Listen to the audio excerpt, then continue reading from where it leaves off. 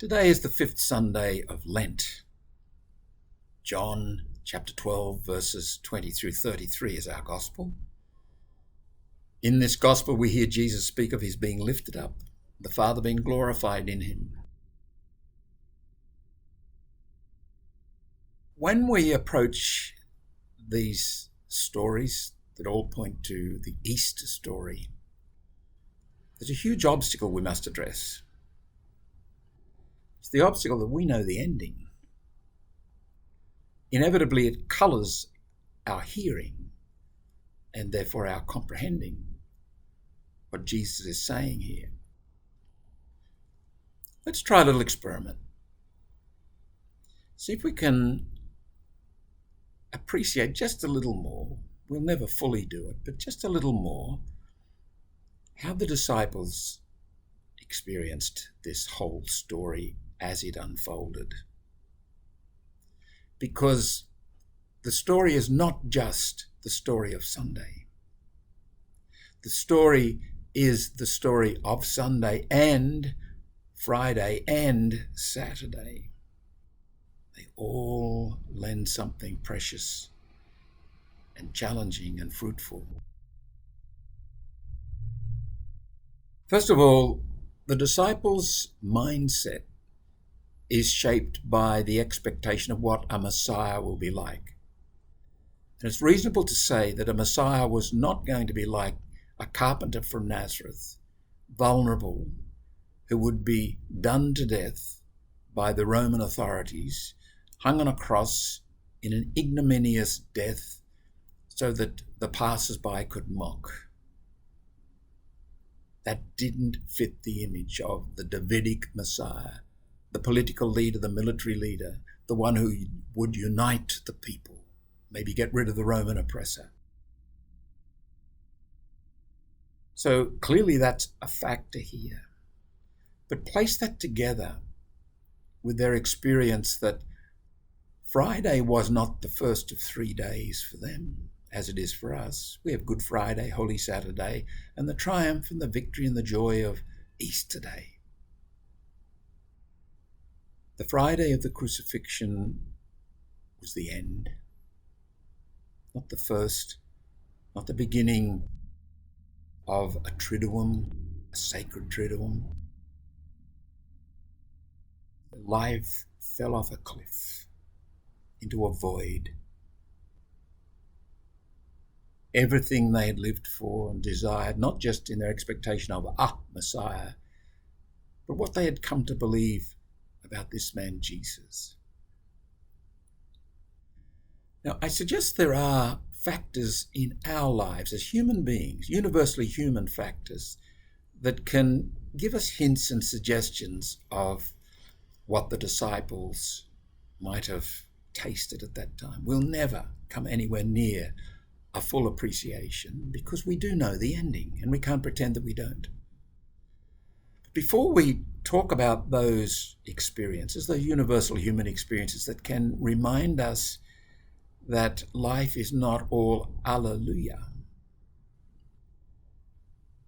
30 years on from the crucifixion, St. Paul is dealing with this very issue in the community at Corinth. He gets to the point very, very quickly when he writes in chapter 1, verse 23, "We proclaim Christ crucified." We don't proclaim a Messiah who is a politically triumphant person or a military individual. We proclaim Christ crucified. There it is. We're not ashamed of it, but we appreciate that it's a stumbling block to the Jews, foolishness to the Gentiles. But to those who are the called, both Jews and Greeks, Christ, the power of God, the wisdom of God. Now a little further on in chapter 2, verses 7 through 9, St. Paul writes to the same community, "We speak God's wisdom, secret and hidden, which God decreed before the ages for our glory." None of the rulers of this age understood this. For if they had, they would not have crucified the Lord of glory. Jesus didn't cease to be the Lord of glory because he died an ugly death. And in fact, as we'll see with John, it is precisely in his submitting to death, being raised up, that he is seen as the Lord of glory. Back to Paul. But as it is written, what no eye has seen, nor ear heard, nor the human heart conceived, what God has prepared for those who love him. We are part of this. We share in that glory, according to St. Paul. In John's Gospel today, chapter 12, verses 20 through 33, and incidentally, it's written about 30 years further on, so it's about 60 years from the actual crucifixion. It's still an issue. Coming to terms with a vulnerable Messiah, one who saves by dying. He is lifted up. That's a very, very special, significant expression in John's Gospel. It is a sign. John's Gospel is full of signs.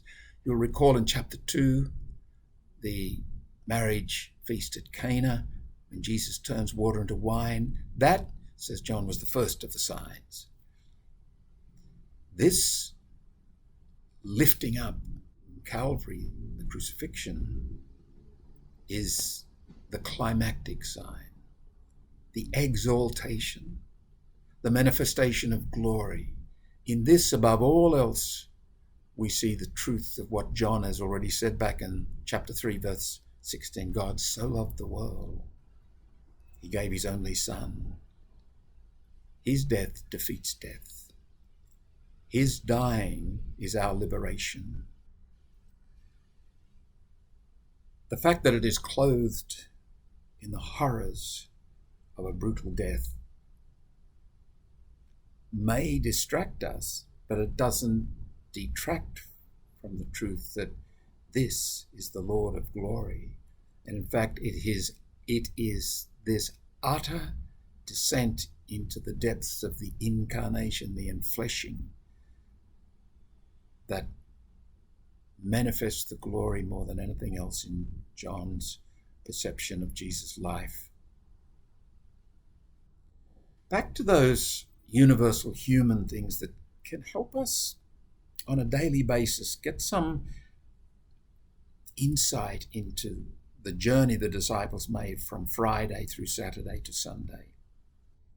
In a sense, we have a little bit of Holy Saturday every day of our lives. A bit of despair, a bit of darkness. The despair and darkness of unrequited love, of disappointments, of our own failures, of the tedium, of our anxiety and fear, of our facing the tragic in life. This doesn't disappear because we are an Easter people. Good Friday, Holy Saturday aren't dispensed with by Easter Sunday. They find meaning because of Easter Sunday. So our grief, our sadness, our anxiety, our despair is situated within the context of God's journey, God's glory manifested in his entering into the fullness, the deepest depths of human experience, even unto death on a cross. We become part of that glory, to use St. Paul's vision of it, on a daily basis by submitting to the truth, the glory that is manifest in all those ordinary experiences that are more reminiscent of Holy Saturday than they are of Easter Day.